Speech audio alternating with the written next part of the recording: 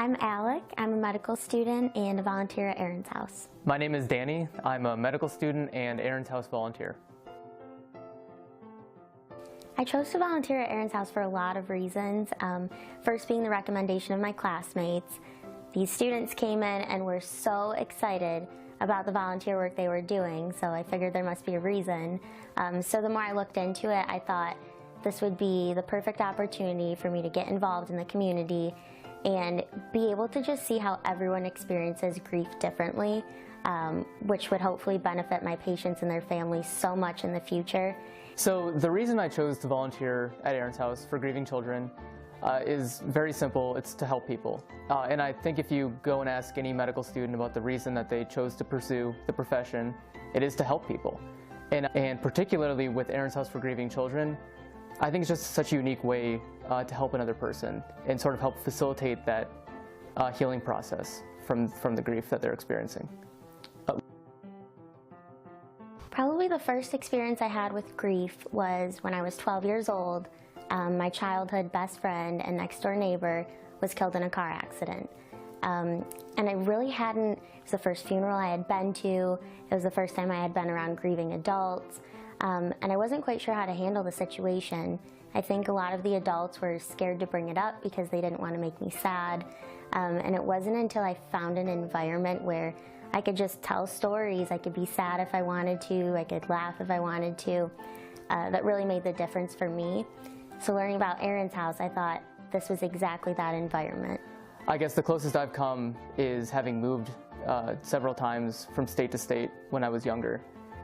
I remember sitting on the couch in my basement with my brother and talking about how everything was so much worse at this new place and how the school was worse and the house was worse, the people were worse, and sort of going through, I think, a lot of the same emotions, albeit to a much lesser extent than a lot of children, as a lot of children do when they go through the loss of a loved one. And so I think eventually what I learned was that I could continue to cherish those memories that I had with my previous friends in my previous life while making new ones and sort of creating a new group of friends and a new reputation and a new set of memories at that new place. I think a lot of the students had similar fears when we came in. First being, what if I don't know what to say to the child? You know, what if they surprise me with something I'm not sure how to respond? It hasn't been the case so far. Another thing that I kind of worried about was, what if I get too emotional? What if I start crying when I hear something sad that happens?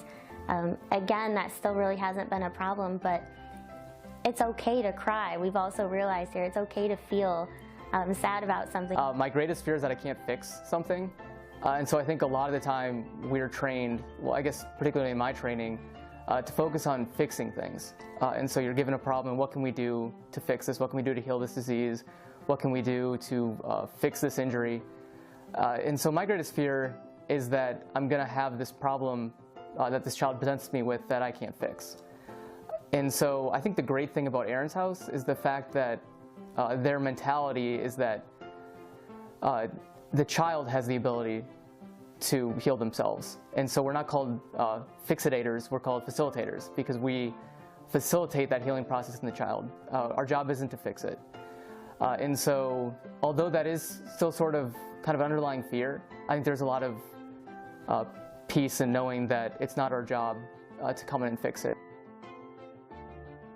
My hopes are that I'll be able to come out of the whole experience a better listener, being someone that people turn to if they're going through a tough time, that they know they can count on me to just be there.